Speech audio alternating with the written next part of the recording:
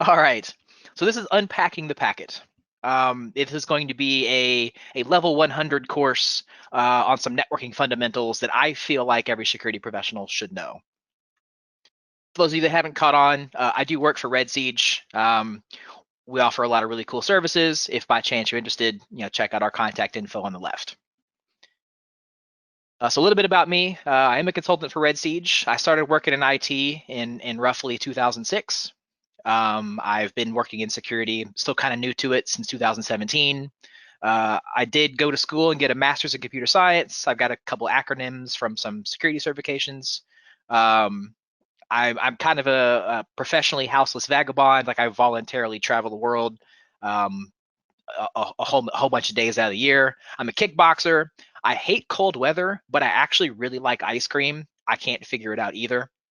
I'm a first-time presenter, so by all means, if you're going to be mean to me, please do it in my direct messages and not publicly. That way I can, process as need be. And definitely, if you have any questions about this talk or anything else in general, follow me on Twitter. You can check me out at Hack and Backpack. So this is normally where, I try to get the feedback from the Discord here, but, just to start us off, like, who knows what this is a picture of? And I'll give you a couple seconds to kind of digest it real quick, right? So for those that see this and immediately recognize it as Call of Duty Zombies, you're actually incorrect. So this is a photo of an alternate universe where there really are no computer networks, and this is how security professionals would protect that data. The idea of an advanced persistent threat, when the advanced persistent threat is zombies, kind of changes everything, right?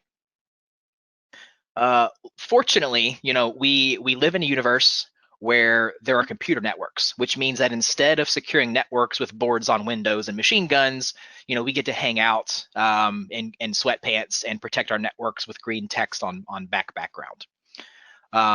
Pretty much every modern application either completely relies on the network layer or in some way, shape, or fashion utilizes it. There's very, very few things that we do that don't communicate between different devices. And this is everything from whether we are serving a web page to the internet, whether we have a workstation internally that's running SQL queries against a server, or whether our CISO is, sitting on a beach in Italy, complaining about latency on his email or something, right? Like, all those activities are network related. So because of that, like, I feel that not just every information security professional, but every IT person in general should at least know networking fundamentals. So the beef of this talk today is going to be over some really few basic networking concepts. I'm going to expand on those a little bit and then talk about how modern networks are architected. And then how we can leverage some of those basic networking concepts to launch some attacks against our targets. So to set some proper expectations, it's going to be a lot of information. I'm going to glaze over a lot of it pretty quickly, because to be honest, I could talk for 30 hours on networking fundamentals, but Justin said that I've got about 45 minutes. So I'm going to go pretty quickly. By all means, reach out to me after the talk, and I'd be happy to expand on any of these points that I need to. So to start us off, with some super basics here, the goal of a network is for computers to be able to send information to each other. At the end of the day, it's a super simple goal that actually has this, tremendous amount of standardization and design behind it. For two computers to speak to one another, they have to speak the same language. And that language is what we refer to as protocols. These protocols define how data is sent, received, handled, verified, checksummed, authenticated, et cetera, et cetera, et cetera. So what we're looking at here is kind of what all of our home networks probably look like, right? We have an ISP who is essentially they're the provider of the internet to us. They give us the physical infrastructure that we go from our homes to out to the internet. Inside of our homes, we have a device that's a router. This router acts as kind of an intermediary between us and the internet. And then we plug all our devices into this router, right? We have this sort of shared internal workspace. The key takeaways from that is we have an internal network, which is where our devices live, and then we have an external internet, which is often referred to as the public internet, or just the internet in general. So all of these devices, whether it's our PlayStations or laptops or phones, etc., they all share the same protocols in order to speak to each other across a network. So each one of those protocols, or those different languages per se, they live on what's referred to as a layer. And so that term layer comes from the OSI model that we see on the right. When networks were first new and being architected, they used the OSI model to break down design and make it kind of as simple as possible. And essentially, the gist of it is that every layer builds on to the layer above it. You cannot use your application without having your physical layer. You cannot operate on a transport layer without having a data link layer, because it starts at the bottom at physical and then it builds all the way up. In common application, the TCP/IP model is the more adopted sort of version, but network engineers oftentimes will still use the OSI model because it gives such a it allows them to isolate and visualize where those network layer issues are. So, like, for example, if I say there's a layer 3 issue, we're actually referring to the network layer, which is the third layer up from the bottom. And then pro tip, if somebody says that there's a layer 8 issue, they're actually referring to you as a person, because there's only 7 layers. So pro tip, if your help desk guy says there's a layer 8 problem, you should probably be like, hey man, this is not my fault. So that being said, let's dive into a couple of these common protocols that we're going to talk about today. The first is the IEEE 802.x suite.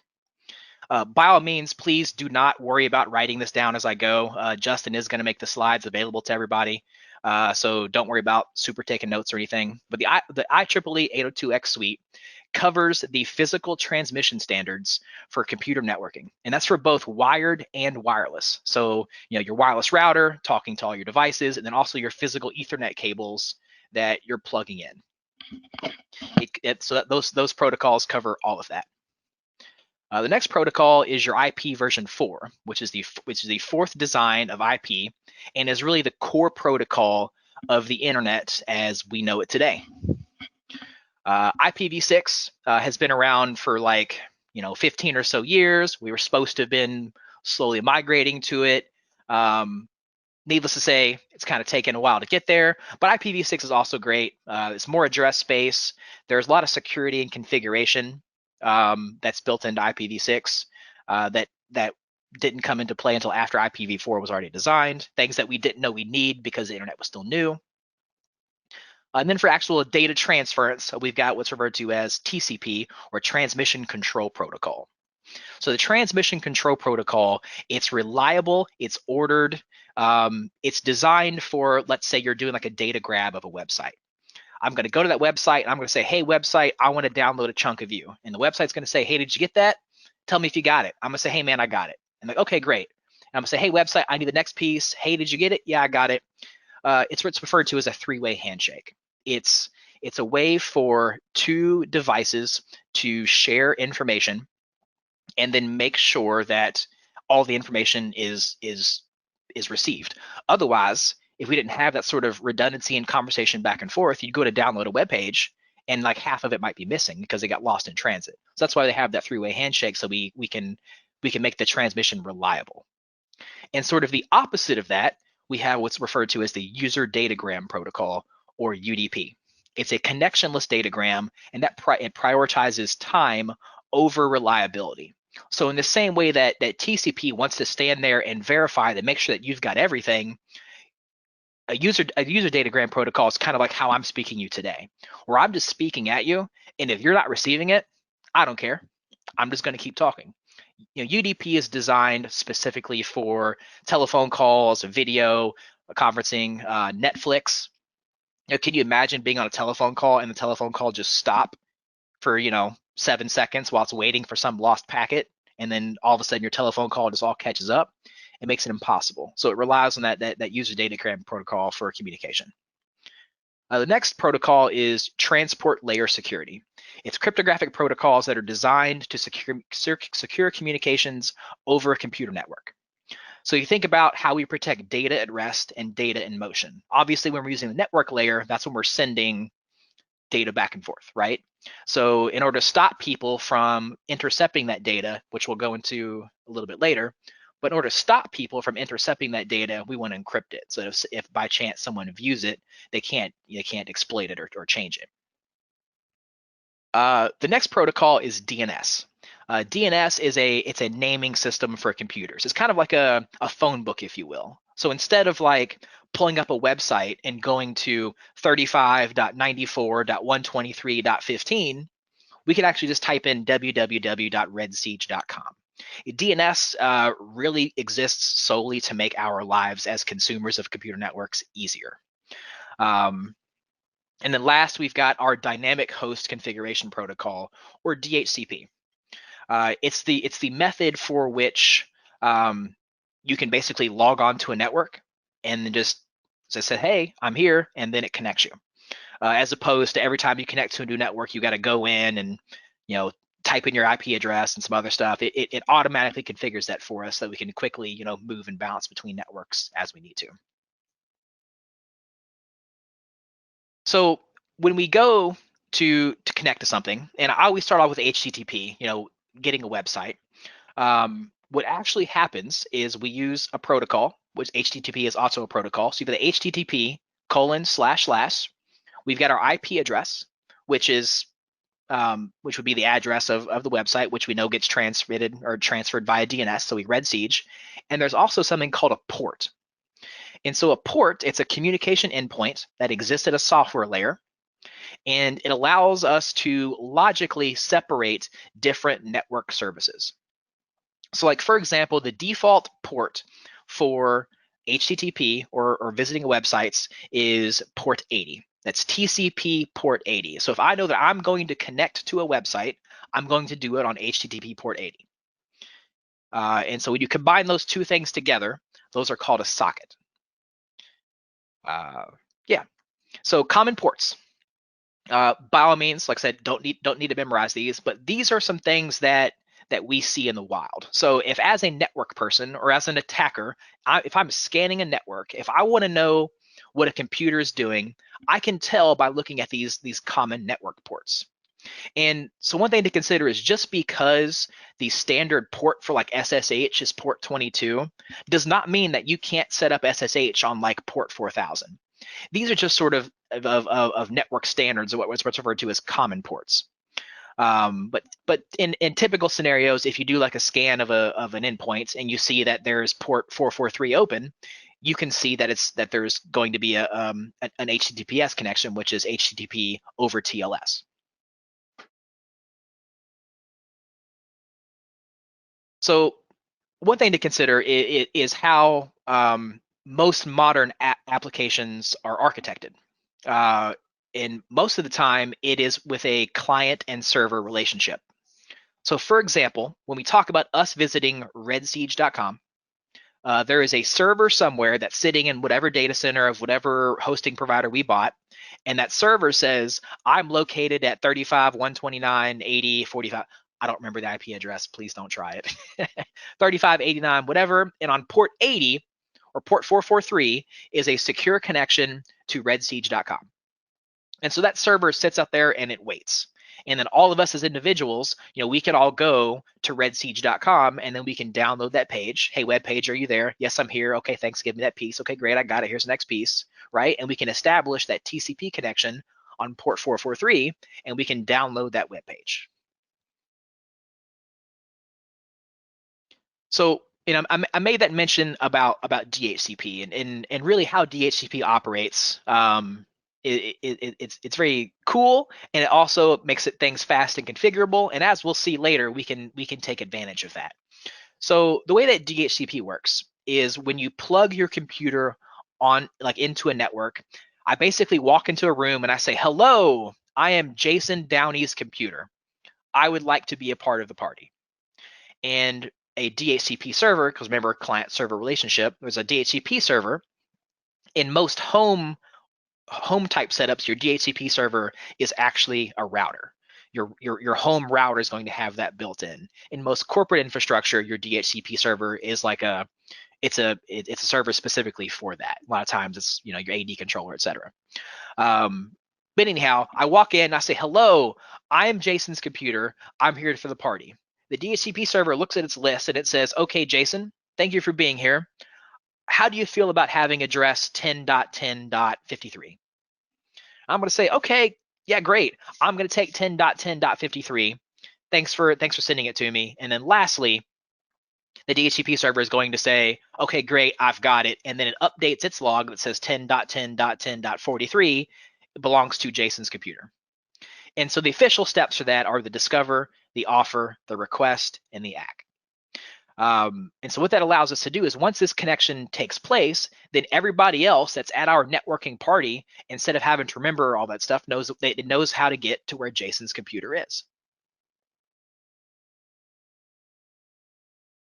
Oh, forgot one part. So other things that are included within DHCP are not only IP addresses, but it's other things like what's referred to as a default gateway, which is the default path that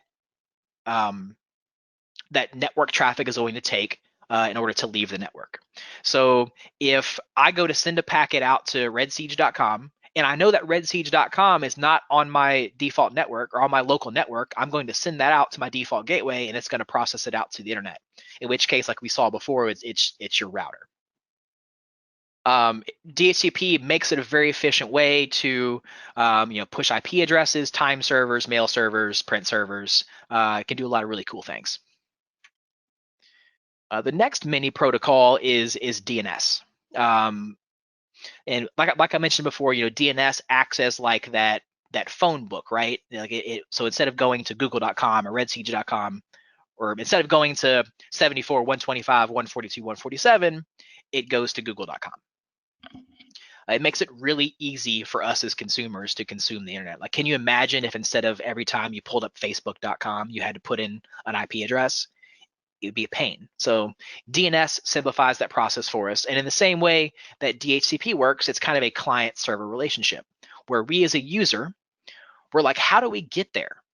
And the way modern DNS works is it'll check itself first. Is there like a host file on my machine that knows how to get to Google? If there is, it uses that. If not, it's going to reach out to a local DNS server and say, hey, DNS server, do you know how to get there? And maybe it does. If it doesn't, the DNS server is gonna tree out to the next and be like, hey, do you know where this is? And eventually someone's gonna know how to get to Google. It's gonna send that request all the way back down, and then we're gonna browse to google.com. So network design, right? Like for those of you that ever looked at a network diagram, it really looks something like this. So from a topology design, modern day networks are super complicated. I mean, the fact that this network topology design has like a satellite over here on the right, it's like, holy crap. It's a huge, messy representation about how networks are physically connected. And it's messy. And luckily that us that act as more of an attacker role, we don't much care where things are in a physical sense. Like I don't care if your data center's in Phoenix and that you have a call center in Tokyo. We're only concerned about how the network is laid out from a logical sense. Where in your network space, what's the IP address of your domain controller? What's the IP address of a web page? What's the IP address of your SQL server? The path to get there doesn't make sense. So even though from a network topology, it can get this complicated, the sad part is most network administrators live by a single golden rule when it comes to network design. Inside good, outside bad. For the most part, the way that most modern networks are architected is they treat everything that comes from outside their network as bad. And rightfully they should, because the majority of it is probably bad. The inside good is where things kind of get mixed, right? Like it is the idea that all the traffic that starts inside your network is good and should be trusted is not a good idea. The problem with inside treating all traffic as inside good is in order to stop that, it's a pain. Like it's expensive. There is maintenance overhead. Like you got to have a network engineer that knows how to segment properly. He has to take the time, or they have to make the time to manage like all the different access requests that are needed. Oh man, so you all missed the bad drawing speech and everything, right? so this is how most corporate, I don't say most, several corporate setups still look like. There's your internet, you have a single firewall, and then on the inside is all this cool stuff that attacker can access if they want. So like for example, if your web server has something opened on port 80 and I'm accessing it and I find a way to exploit that web server, guess what? There's nothing restricting me from talking to that backup server, and I can pull whatever I want. So if your finance department is making backups and there's nothing that's stopping me from a network perspective that's going between your web server and backup server, I'm going to get access to that data too. So just because the traffic internally traffic is originating from somewhere internally doesn't make it good. So I made this slide with the intention to kind of have a conversation with the Discord, but I'm not looking at it now, so I'm just going to talk at you for it. So the question is there ever a need for an individual workstation to talk to one another? Personally, I think the answer is no. When we talk about the client and server architecture, right? So your email server is somewhere at a data center, or it's off in a cloud somewhere, or it's a third-party provider. Your file servers are hopefully the same way. Is there ever a need for, let's say, Bob from accounting to go be able to talk to Alice from marketing, or Julie from finance, or Steve in IT, right? Like, is there ever a need for these workstations to talk to one another? Personally, I don't think so. I think we should be smarter in the way that we design our networks in order to prevent lateral movement from happening. And I don't even necessarily mean from like purposely malicious activity, but if you look at a network and there's some important document that somebody has on a shared drive from their machine, and somebody else thinks they're messing around their own machine and deletes it, I mean, that could be catastrophic.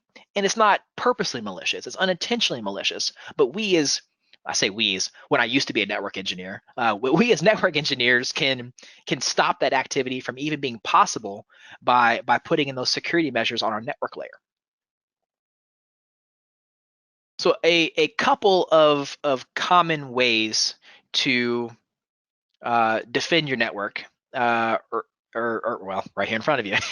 So a common one that we see are firewalls, and so firewalls operate on predetermined rules. So what I'm going to say is, like, let's say Bob's computer is 10.10.10.10 and Alice's computer is 10.10.10.20. On that firewall, I can go in and I can say only allow traffic from 10.10.10.10 on port 80 to 10.10.10.20. So I'm still a firm believer we should not be able to access each other's computers, but theoretically, that's how you could set it up. And so what a firewall is going to do is on preset rules, it's going to allow you to regulate what traffic goes to and from your network. The next common defense is an intrusion prevention system, or an IPS. These are devices that actually inspect application layer traffic. So if you think back to that chart that I had a couple slides ago, right, that had 8 or those 7 layers, at the top of it was an application. So when we live and die on the network layer, we actually don't see normally what's in that application layer. The network doesn't care whether it's an HTTP packet. It just knows that it's transferring it because it's got IP addresses and ports, and that's how it knows where to go. What an IPS will actually do is it will open up that packet, as it's coming across the wire. It'll grab it, it'll look at it, it'll say, hey, this looks good, and it'll pass it along. Or it'll actually just drop it and say, oh, this looks malicious. We don't. There's a payload in here that it's got a virus, it's got whatever, right? Like we're gonna drop it. The I guess softer version of that is an intrusion detection system.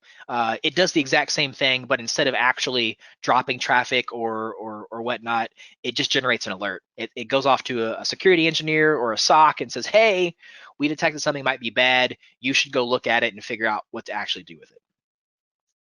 And the one I kind of mentioned is network segmentation. It's an architectural approach that separates a network into multiple subnetworks, and it allows for network security engineers, et cetera, to control that flow between different points in your enterprise. And then lastly, I know we talked about it earlier, it's also encryption. We have to protect our data while it's in motion, because there was really no telling who might be listening either on purpose or on accident, right? So utilize encryption, put it everywhere in your network that you can. So so if you saw that, remember that first diagram with a single firewall where it was just internet, firewall, and then everything inside good.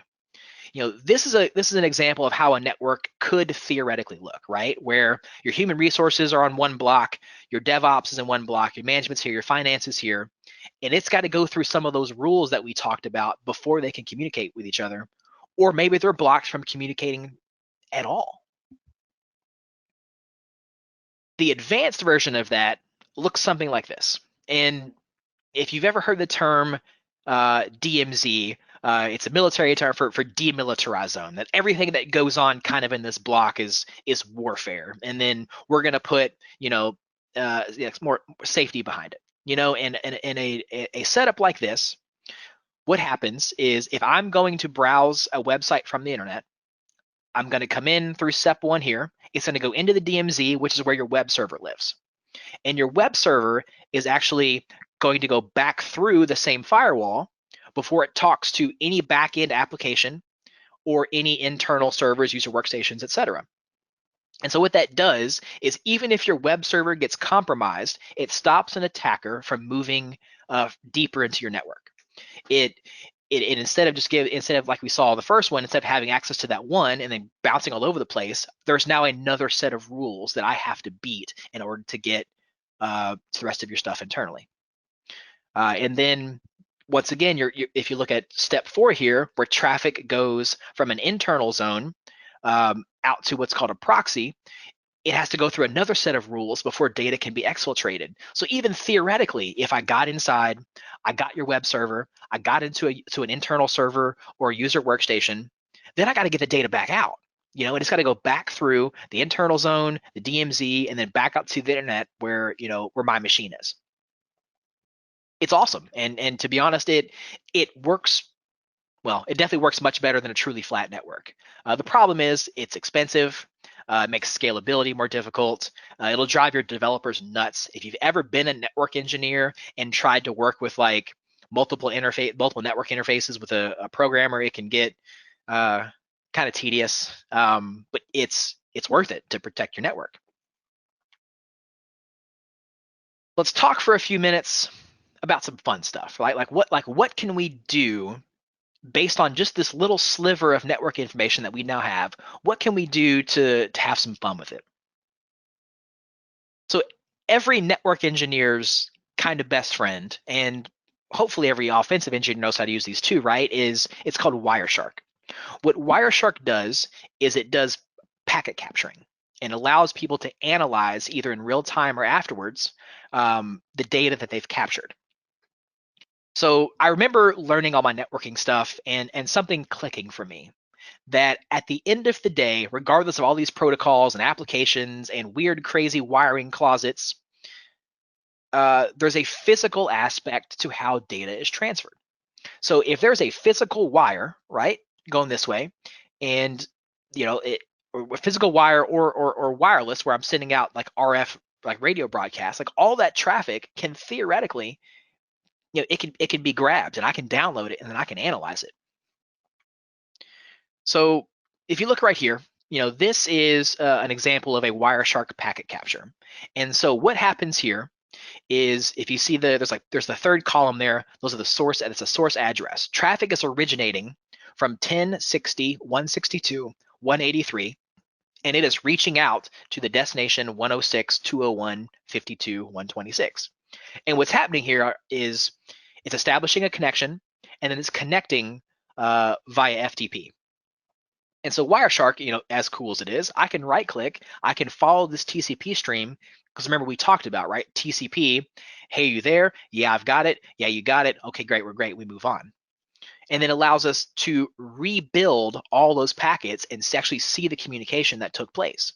And so, for example, I can follow that TCP stream, and what that actually captured was a user logging in to this FTP. I mean, and so you can see where the FTP server says, hey, I'm ready, I'm listening. The user sent the username demo. FTP server says, hey, okay, great, I got it. Send me your password. The password is secret with some threes there. And the person logged on, and then they quit. Because I was able to intercept that traffic, and it was unencrypted, we can view those kind of logins in real time, or in a post a packet capture. What if we took that same thing one step further? Like, we know that we could intercept traffic, and we could launch what's referred to as like a man in the middle attack. Man in the middle, monster in the middle, machine in the middle, person in the middle, woman in the middle, all the same thing, right? The idea is that we are eavesdropping on a conversation, and then we are manipulating that connection while it's in motion. And of course, there's a million other defenses in place that kind of stop this, so you can't just run out of the internet and do this. But let's say that theoretically, I'm sitting at a computer, and I am intercepting someone else's bank communication. I can use a tool like WireShark. I can grab that network traffic, I can examine it, and I can see what a packet looks like that they're sending, to their bank. And let's say their bank is transferring $50 to pay their mortgage. Well, if I know what that data looks like, I can craft that packet. I can pretend to be that user. I can send that packet to the web application, to the bank, and say, instead of transferring $50 to your mortgage, transfer that to Jason Downey's account. Well, there we go. So another way that manifests itself is with actually a rogue AP style attack, or rogue access point. The way that access points work is it will default to whatever access point has the strongest signal strength. So if we take the fact that I can sniff packets, I can see the network traffic, I can theoretically manipulate those packets in transit and then send them on, but how do I actually get them? There are very, very few security professionals that I know that are comfortable like going to Starbucks and connecting to public Wi-Fi. And it's a prime example. So if you're at a Starbucks and you're sitting down at your table and you are eating food or drinking coffee and you're connected and you're logging into stuff, chances are that access point that you're trying to connect to is like it's in a back office somewhere. What if I sit down next to you and in my backpack is a rogue access point? Your computer that has, and we'll say that access point has the same configuration that Starbucks' access point does. Your computer is going to be like, oh crap, there's a way stronger signal that's right here. And what it's going to do is, instead of sending all your requests to the real access point, it's going to send it to the rogue access point, which is me. And that's going to give me the ability to sniff all your traffic, and I'm going to manipulate it. I'm going to steal your money.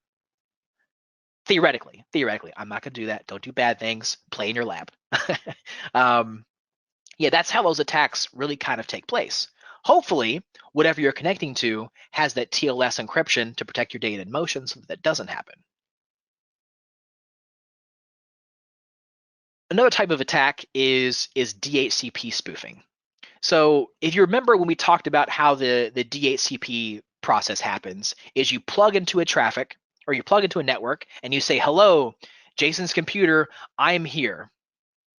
And then your DHCP server is going to hop in line and it's going to be like, okay, I'm going to get to him. I need to give him his IP address info. What happens if I pretend to be the DHCP server and I respond to that request quicker than the actual DHCP server does? Then I can assign you your address, and then I can assign you your default gateway, which, as we talked about, right? It's like it's the path that network traffic takes before it leaves your immediate network. So if I know that and I pass it on to you, and you now think that I'm your default gateway, well, then you're going to send it to me, and then I'm going to send it out to the internet, and then it's going to respond back to you, and you are no the wiser. You think that I'm your default gateway now. I have now stolen the path of your network traffic. The last kind of attack that we're going to go over is DNS spoofing, right? And so when we talk about like that phone book, that the way to get to redsiege.com is 34.29.1 whatever, right? What if I was able to intercept that DNS request and inject an entry that says, hey, instead of going to 34.129, what have you, that you're going to go to, 7.7.7.5, which is some server that I've got set up out on the internet somewhere. And you're not going to know any wiser. It's going to appear in your browser as www.redsiege.com, but when you go to log in, you're actually sending your username and password to me. And so I've essentially used DNS spoofing to steal your credentials that I can now then take and go log into the real website with. And that can manifest itself in a couple different ways. Like you can actually craft attacks to where not only am I going to take your credentials, I'm going to then send them on and then pass it back to you. So you go ahead and log in like normal, and you're none the wiser. You think you just logged into Facebook itself, or your Gmail, or your bank, and then I'm running away with your credentials, or I just send a, hey, fail login, please try again, and then you go on accordingly.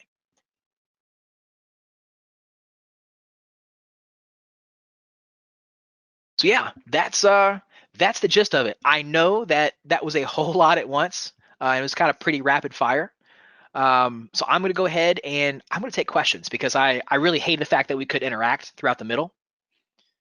So let me minimize here. Let's see, how do I stop presenting? All right. Yeah. Well, I got plenty of questions for you. I know there's a ton. It's got to be. Yeah. So we'll start with Netware has a bunch of questions. So we're going to start with his first one. He said, any thoughts regarding DNS over HTTPS, good and bad? I mean, utilization of encryption, it should be always, right? Like if there is a method to secure data in transit, like we should do it. All application level traffic, SSH instead of Telnet, HTTPS instead of HTTP, right? We should utilize all those. All right. If I could throw a counterpoint in there, the only thing I don't like Sure. about the DNS over HTTPS is now if I want to control DNS in my organization and it's tunneling out, I can no longer see it, right? I no longer have some of that control. So I like the security around DNS, but losing the ability to control it is a difficult problem. So I think for the average end user, it's probably okay, but for the enterprise, it can be an issue. Sorry, interjecting there. Sure. No. So I think this is when you were talking about common defenses. Jeff over in the go-to asked, what about something like WUDO, Wudo? I don't know how you say that. What about something like Wudo updates for client-to-client comms? I actually don't know what that is. Yeah, I don't. So yeah. Sorry about that, Jeff. Don't know what that is. So I'm going to move on to the next one there. Yeah. I missed the question, but yeah. What's the question again? Yeah, it says, what about something like, and it's WUDO, the acronym. It says, what about something like, I'm calling it Wudo. What about something like Wudo updates for client-to-client comms? I believe he was talking about common defenses. That's where I think the conversation was when that question came in.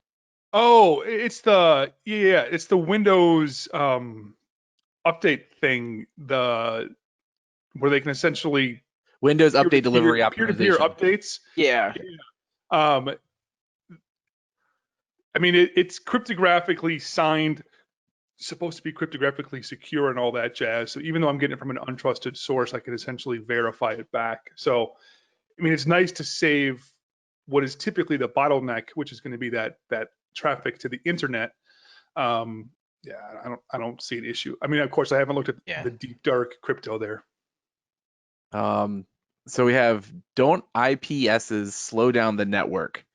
How long does it take to inspect the packet, and isn't the inspection only as good as the database comparing the packet to? Well, if you read the vendor notebook or the vendor handout, absolutely not, right? But obviously, anytime that we're adding extra hops on a network or we're adding extra inspection, there's going to be a slight slowdown. Theoretically, that should be sub-second times, right? Unless it detects something bad, in which case we almost want to slow down that network traffic to make sure that it gets the inspection before it passes it on. But theoretically, unless the pipe for the IPS is too small for the amount of network traffic that you are passing through it, then you shouldn't see any significant delays in your network. Okay. Network has some more questions here. What do you think about solutions that have FW, IPS, IDS, VPN all-in-one products like Checkpoint? He doesn't have anything against Checkpoint, but it's the first thing that popped to mind. Do we want different hardware boxes for these? Is basically the question.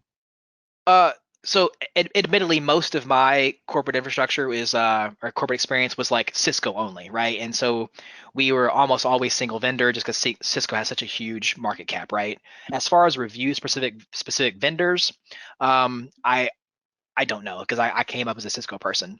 That being said, a big part of it's going to be your available IT budget versus your appetite for risk and that those different types of solutions. So if you feel like that you're getting everything for your enterprise for an all-in-one and you can save some money and put that elsewhere, then go for it.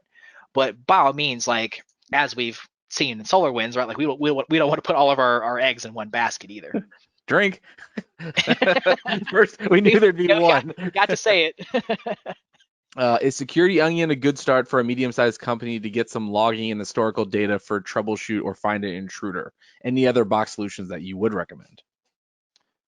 Unfortunately, like I come from a Cisco shop, and then we use Splunk for a lot of our stuff, but Splunk can be kind of big dollars.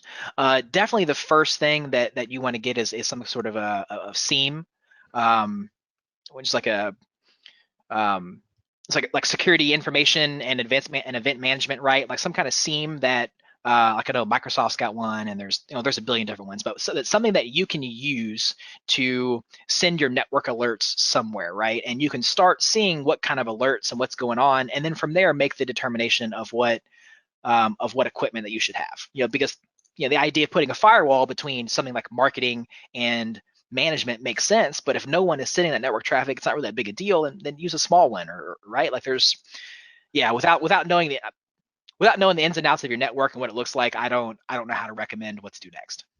Why is MAC filtering not a good security control? So for those that don't know what MAC filtering is, right? We didn't talk about what's referred to as like layer 2 stuff at all, right? Like we didn't talk about sort of like ARP and MAC addresses and so forth, because really I only had 45 minutes.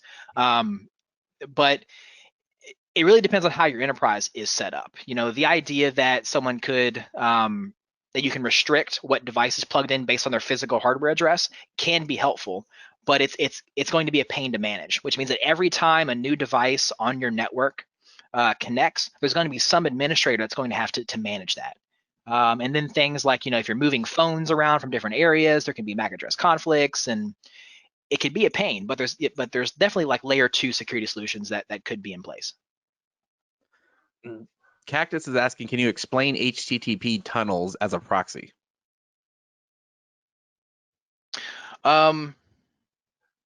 Yes. Probably not well. So an HTTP tunnel is the idea that we are going to protect our traffic in transit, like as it goes through an intermediary. So instead of the original request, if you as a server, you're not seeing the original request come from me, you're seeing the original request come from a proxy, and the proxy's it's got a secret like back connection to us. So it's basically like a big game of telephone. Like I'm telling Justin, Justin's telling you, then you're telling Justin, you're telling me. But you never know that the original request comes from me, and that's how that data kind of stays hidden through those tunnels. And then we have our DMZs configured like firewall rules, AD, rule, precedence, etc. So yes, so if you talk about like a traditional DMZ, really how it looks is you have like a stack of 2 firewalls, right? And so up on the top here is your internet.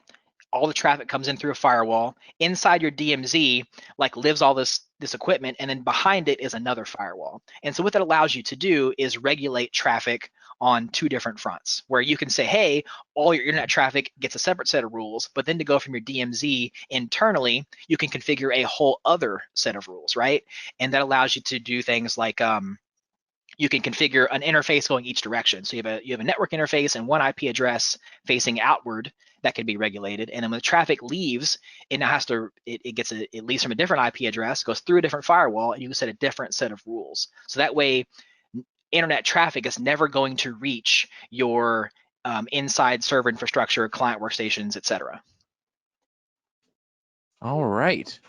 Well, I believe if no one else has a question for our Jason Downey, that is the end of his first talk and first SiegeCast. Congratulations, my friend. Yikes. I think I'm I think sweating. you did very well. You did very, very well.